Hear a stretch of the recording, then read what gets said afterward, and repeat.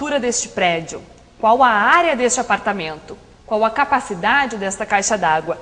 Estes são exemplos de perguntas que nos levam a algum tipo de medida de grandeza. São exemplos de grandezas: comprimento, superfície, volume, capacidade, massa, tempo. Na antiguidade, cada povo possuía suas próprias unidades padrão, mas com o desenvolvimento do comércio ficavam cada vez mais difíceis as negociações devido às diferentes medidas utilizadas.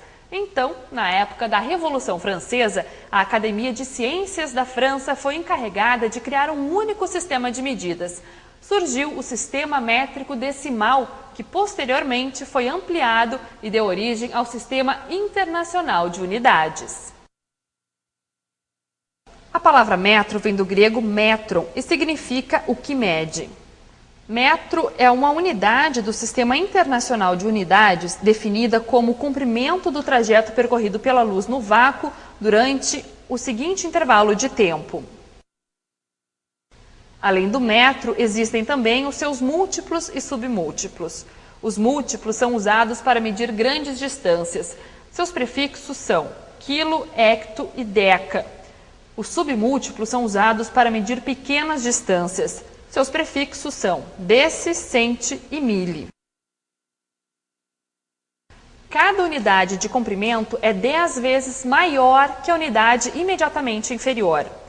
Por exemplo, para transformarmos 5,4 metros em decímetro, basta multiplicarmos 5,4 por 10. Então, temos 54 decímetros. Para transformar 9,241 decâmetros em centímetros, basta multiplicarmos por 1000. Então, temos 9.241 centímetros. Para transformarmos 238 metros em hectômetros, temos que dividir por 100. Então, 238 dividido por 100 é igual a 2,38 hectômetros.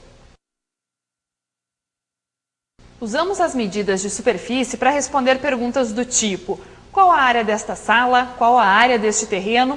Quantos metros quadrados de azulejos eu preciso para revestir esta piscina? Não confunda superfície com área. Superfície é uma grandeza com duas dimensões, enquanto área é a medida desta grandeza, ou seja, um número.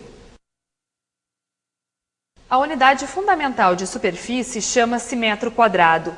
O metro quadrado é a medida correspondente à superfície de um quadrado com 1 metro de lado. Observe a tabela de múltiplos e submúltiplos. Os prefixos são os mesmos que utilizamos para o metro. Cada unidade de superfície é 100 vezes maior que a unidade imediatamente inferior. Para transformar 6,92 metros quadrados em decímetros quadrados, basta multiplicarmos 6,92 por 100. Então, temos 692 decímetros quadrados. Para transformar 1,764 decâmetros quadrados em centímetros quadrados, basta multiplicarmos por 1 milhão. Temos, então, 1.764.000 centímetros quadrados. Para transformar 906 metros quadrados em hectômetros quadrados, temos que dividir por 10.000. Temos, então, 0,096 hectômetros quadrados. Agora que você já conhece as medidas de superfície, veremos como calcular a área das principais figuras planas. Retângulo. Se tivermos, por exemplo, um retângulo com 3 centímetros de base e 2 centímetros de altura, sua área será de 6 centímetros quadrados, visto que cabem exatamente 6 quadrados de 1 centímetro de lado dentro dele. Esta medida também pode ser obtida multiplicando-se a base pela altura, ou seja, 3 vezes 2. Portanto, podemos dizer que a área de um retângulo é igual à medida de sua base vezes a medida de sua altura. Quadrado. O quadrado é um retângulo que tem a base e a altura com medidas iguais. Portanto, para um quadrado de lado L, temos área igual ao lado ao quadrado. Paralelogramo. Perceba que a área de um paralelogramo de base B e altura H é igual à área de um retângulo com essas mesmas medidas. Portanto, a área do paralelogramo é B vezes H. Triângulo. Observe que dois triângulos congruentes de base B e altura h formam um paralelogramo de base B e altura h. Neste caso, podemos dizer que a área do triângulo é igual à metade da área do paralelogramo, ou seja, A é igual a B vezes h sobre 2. Trapézio. O caso do trapézio é semelhante.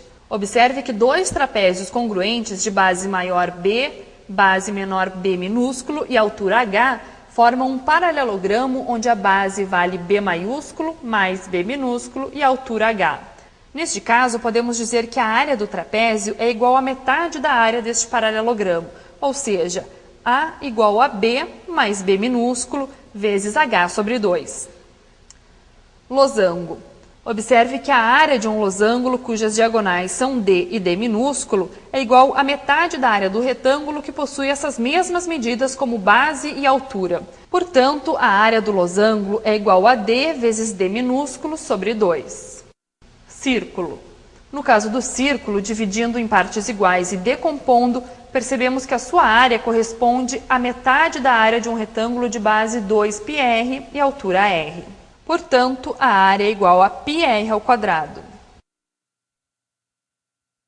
Qual o volume deste reservatório? Qual o volume desta piscina?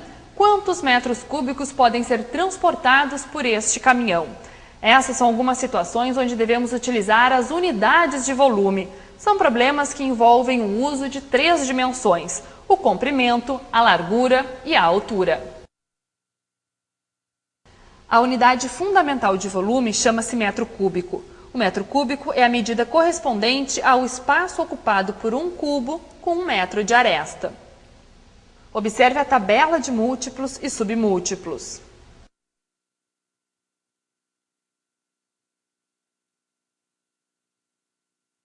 Cada unidade de volume é 1000 vezes maior que a unidade imediatamente inferior. Por exemplo, para transformar 3,15 metros cúbicos em decímetros cúbicos, basta multiplicar 3,15 por 1000. Então, temos 3.150 decímetros cúbicos. Para transformar 5.381,2 centímetros cúbicos em metros cúbicos, basta dividir este valor por 1 milhão. Então, temos 5.381,2 dividido por 1 milhão, que é igual a 0,0053812. Quando enchemos um recipiente com líquido, percebemos que este líquido toma a forma do recipiente. Portanto, a quantidade de líquido é igual ao volume interno ou à capacidade desse recipiente. O litro é a unidade fundamental de capacidade. Pode ser representado por um cubo com 1 decímetro de aresta.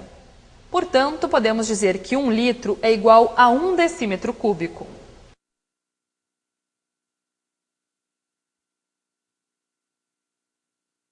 Observe a tabela de múltiplos e submúltiplos.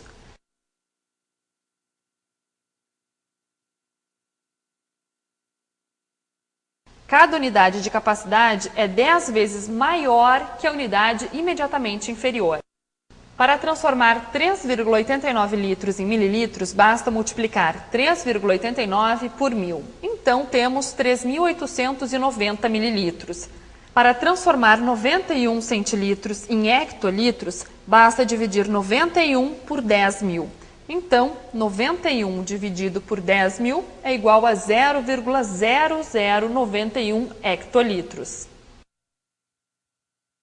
É muito comum falarmos peso de um corpo quando, na verdade, estamos nos referindo à massa desse corpo.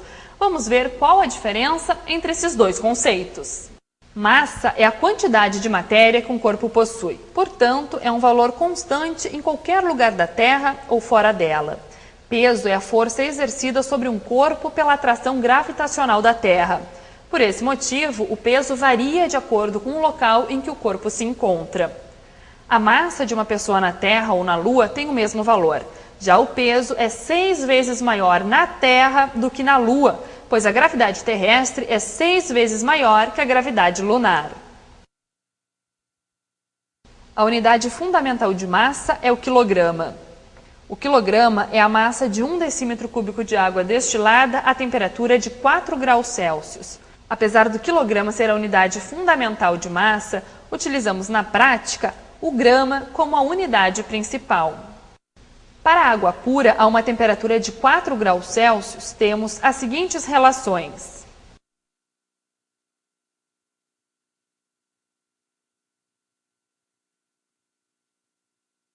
Observe a tabela de múltiplos e submúltiplos do grama.